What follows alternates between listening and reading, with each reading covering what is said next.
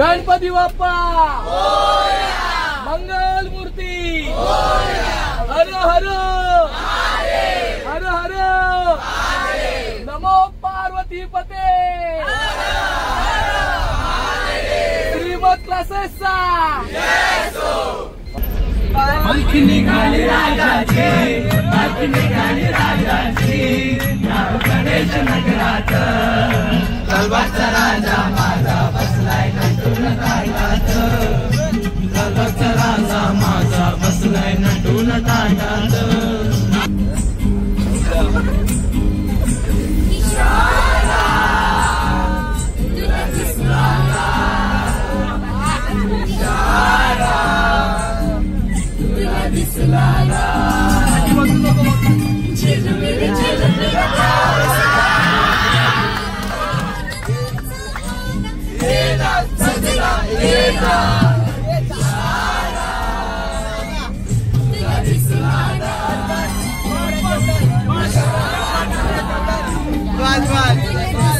थोडीफार मजा मस्ती झाल्याच्या नंतर आता आपण जाणून घेऊया मुंबईहून लोहगडला कसं जायचं। मुंबईहून लोहगडला जाण्यासाठी दोन मार्ग आहेत, पहिला म्हणजे रेल्वेने आणि दुसरा म्हणजे मुंबई पुणे एक्सप्रेसने। आपण मुंबई पुणेने जायचा मार्ग निवडला आहे, बट कुणाला ट्रेनने जायची जर का गरज असेल तर तुम्ही लोणावळ्याचे स्टेशनला थांबून तुम्ही तिथून बसने किंवा रिक्षाने किंवा तिथे बाईक पण अवेलेबल असतात, तिथून जाऊ शकता। त्यानंतर मी टनलमध्ये एंटर केल्याच्या नंतर हा माहोल बघा, पूर्ण पागल झालेलो मी लिटरली बघा।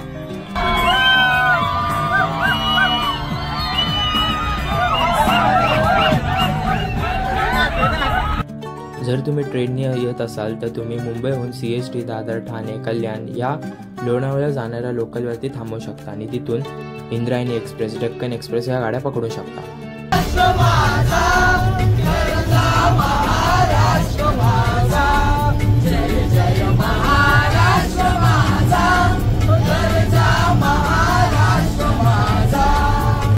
त्यानंतर थोडं ट्रॅव्हल करून आपण पोहोचतो लोहगडच्या पायथ्याशी पोहोचल्यानंतर महाराजांचं सुंदर सह्याद्रीच्या दगडात कणलेलं एक रूप दिसतं आणि हे रूप पाहून अंगावरती अक्षरशः काटा आला आणि सगळे मुले त्यालाच बघत होते आणि खूप मन प्रसन्न झाले हे बघून।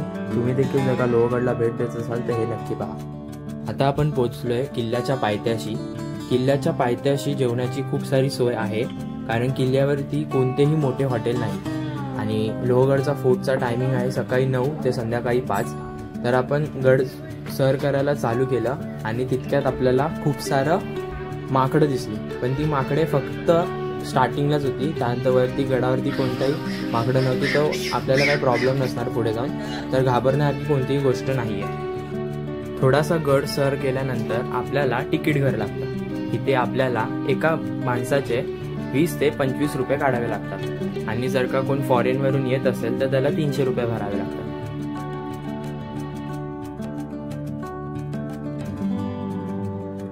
जर तुम्ही 4 चाकी किंवा दुचाकी घेऊन आला असाल तर पायथ्याजवळ तुम्हाला पार्किंगची देखील सोय भेटते। इथे तुम्हाला 4 चाकीचे 50 ते 100 रुपये भरावे लागतात आणि दुचाकीचे 20 ते 50 रुपये।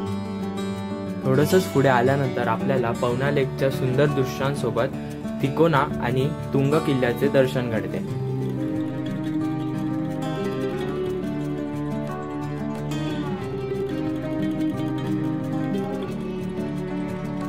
मित्रांनो, आज मला फार आनंद वाटतोय की मी आज माझ्या मुलाबरोबर लोहगड फिरायला आलेलो आहे आणि हा माझा मुलगा शिवरायांची आवड त्याला सुद्धा निर्माण झाली आहे। हा माझ्यासाठी अभिमानास्पद गोष्ट आहे। जो मी वारसा चालवतोय ह्याच्या पुढे त्यानेही चालवावा, त्यानेही महाराष्ट्रातले सगळे किल्ले बघावे अशी माझी इच्छा आहे। Thank you very much. थोडंसंच पुढे गेल्यानंतर मी माझ्या एकट्याची शूटिंग काढत होतो आणि मोबाईल साईडला ठेवलेला आणि तितक्यात हा वॉक केला आणि अचानक तिथून गाढव आले। असला घाबरलो होतो ना मी, गंमत बघायची।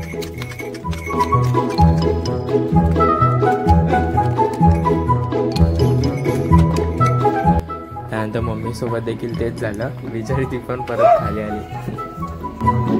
साईडला इथे लवकर। अरे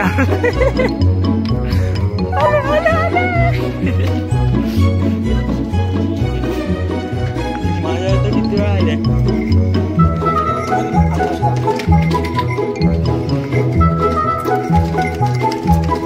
आई यांची नाव असतील ना? हा ऐक नाही, काय नाव आहे? काय सांगा तरी. हा बादल महिने आणि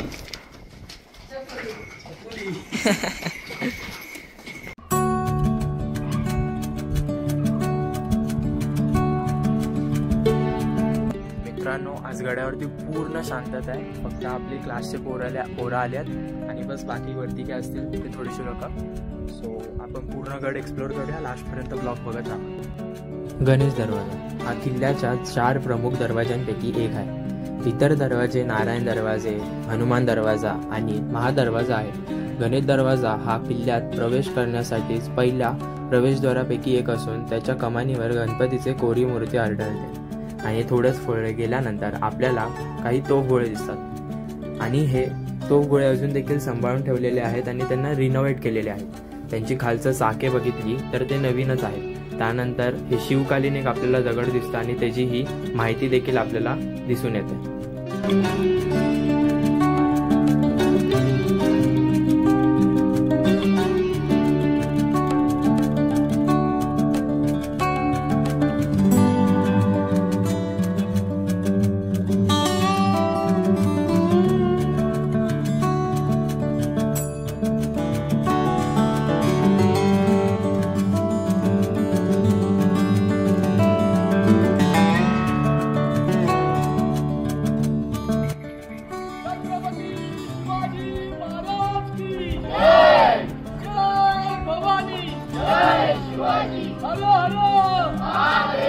फ्रॉम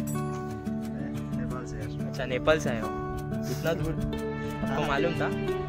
ओके चलो बाय. नारायण दरवाजा लोहगड किल्ल्याच्या मुख्य प्रवेशद्वारापैकी नारायण दरवाजा हा एक महत्त्वाचा दरवाजा आहे. हा दरवाजा किल्ल्यावर प्रवेश करण्यासाठीचा 4 दरवाजांपैकी एक दरवाजा आहे आणि तो किल्ल्याच्या मजबूत तटबंदीसाठीचा भाग आहे. महाराजांच्या मूर्तीचं लोकार्पण केलं तिथे काल वाटतं ना, ते बघा तिथे ते मंदिराच्या बाजूला.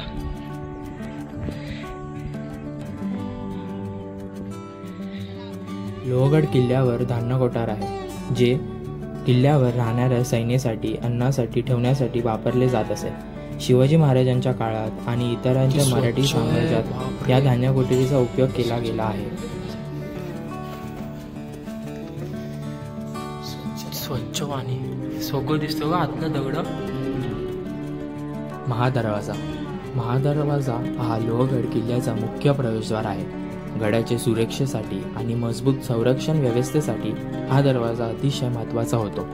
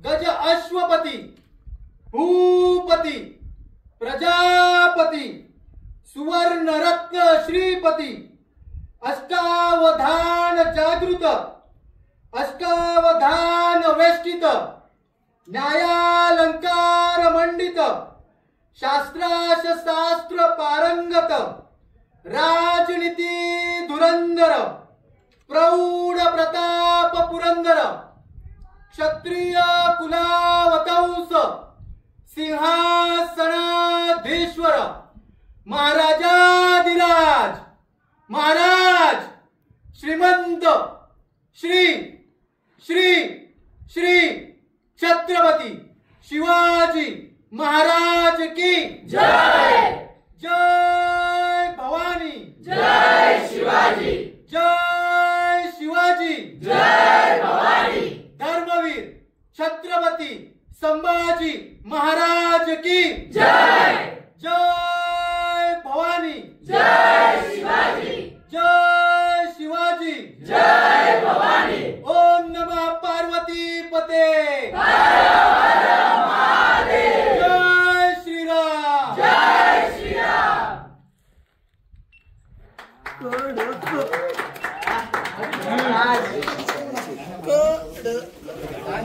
बरोबर आहे। कसं वाटलं का?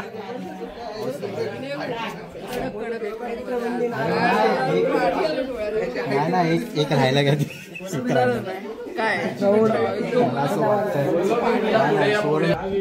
जे आर्किटेक्ट होते इंदुलकर साहेब यांनी प्रत्येक गडाच्या वेळेला काय केलं होतं, जिथे तुम्हाला असं गडाचा जो दरवाजा दिसतो ना त्याच्या समोरच एवढ्याच अंतरावरची किंवा याच्यापेक्षा कमी अंतरावरची त्यांनी हा बुरुज बांधला किंवा इथं बांधला. त्याचं कारण काय की दरवाजे दिसत आहेत ना ते जर तोडायचे असतील तर लोक काय करणार, मोठा हाताने तो ओढू शकत नाही, तोडू शकत नाही, मग मोठा टाणका त्यांना आणावा लागणार लाकूड.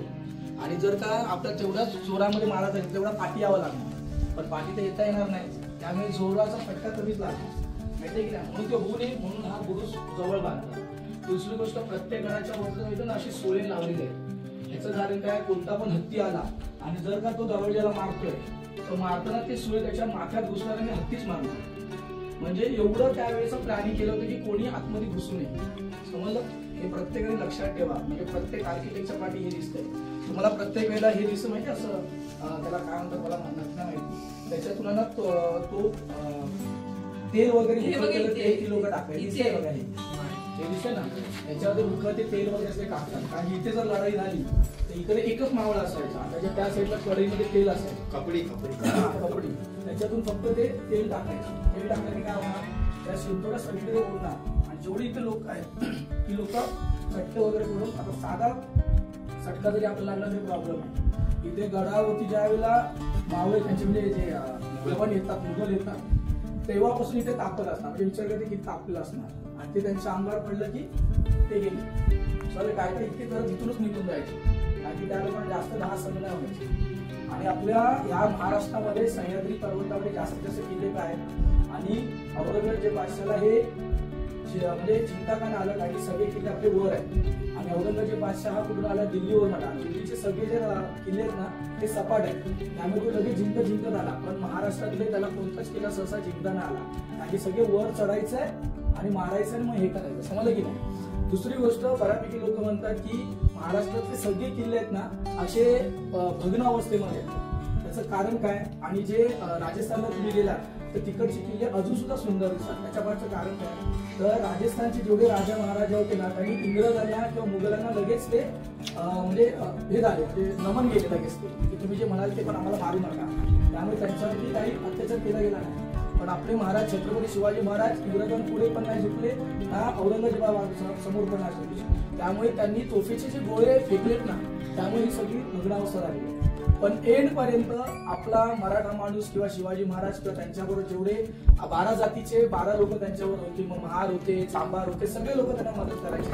ते सगळे लोक ताट पाण्याने उभे का होते, कारण की ते कोणाबरोबर झुकायचे नाही. त्यामुळे औरंगजेब सतत घाबरायचा की एक शिवाजी गेला तर लगेच दुसरा शिवाजी बनायचे, एक छत्रपती शिवाजी महाराज गेले तर दुसरे संभाजी महाराज म्हणायचे. आणि संभाजी महाराज जाताना काय म्हणाले, एक संभाजी को आप मारेंगे लेकिन ऐसे हजारो संभाजी कोकण में पैदा होंगे तो आपको मार सकते.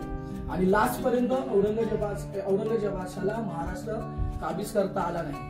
आणि एंडिंगला औरंगजेब, आपण त्याला औरंगाबाद म्हणतो, तिथेच त्यांचं म्हणजे त्यांना मरण पावले तिथे. आणि त्यांच्यावरती लाचचा वार कोणी केला, ताराबाईंनी केला. समजलं की नाही. म्हणजे प्रत्येक वेळेला तुम्हाला सांगता आलं पाहिजे पुढे काय कसं काय असेल. समजलं. Thank you very much.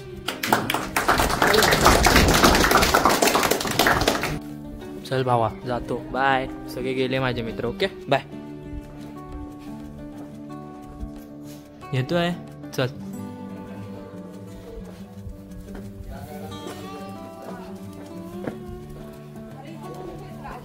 आला अब आपण आला भाई कडक जोश आला दोघांना पण आराम करून झाल्यानंतर.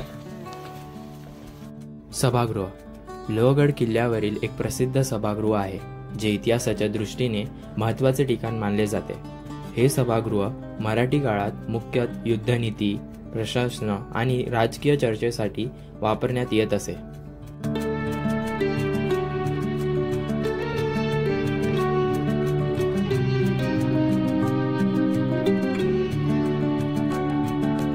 महादेव मंदिर लोहगड किल्ल्यावरील महादेव मंदिर आहे जे शिवभक्तांसाठी आणि इतिहासप्रेमींसाठी एक महत्त्वाचे ठिकाण आहे. हे मंदिर किल्ल्याच्या जुन्या वास्तुशैल्यांच्या आणि मराठी साम्राज्यातील धार्मिक शुद्धेचा भाग आहे.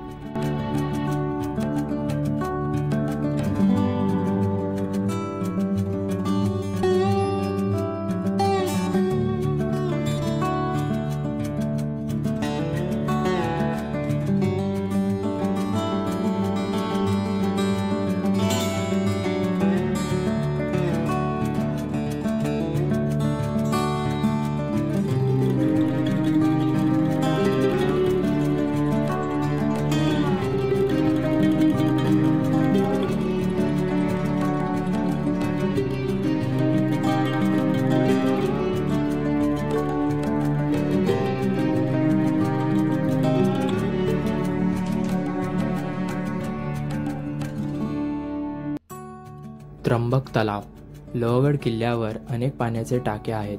त्यापैकी त्र्यंबक टाकी ही एक महत्त्वाची टाकी आहे. या टाक्यांचा उपयोग पिण्याच्या पाण्यासाठी तसेच गडावरील रहिवासी आणि सैनिकांसाठी पाणी साठवण्यासाठी केले जात असे. आता आपण निघालो आहोत लोहगडचे प्रसिद्ध असलेला विंचूगडा तिथे जायला. पण त्याच्या आधी आपण या गुफेत जाऊन येऊया. आणि या गुफेत गेल्यानंतर एवढी शांतता आपल्याला बघायला भेटली की खूप मनाला शांतता भेटली. इथे फक्त कव्हर करा दोघांनी. हा बस 1 2 3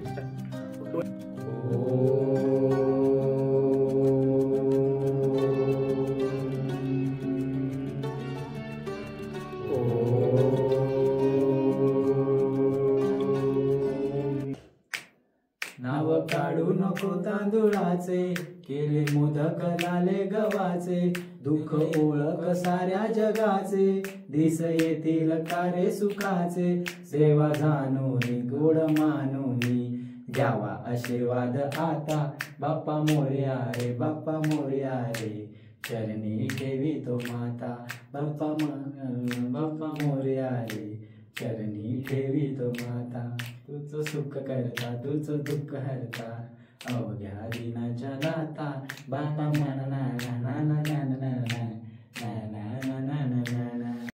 विंचूगडा लोहगड किल्ल्यावरील विंचूगडा हा या गडाचा सर्वात प्रसिद्ध आणि आकर्षक भाग आहे. याचे नाव विंचू याच्या शेपट्यासारख्या आकारामुळे पडले आहे.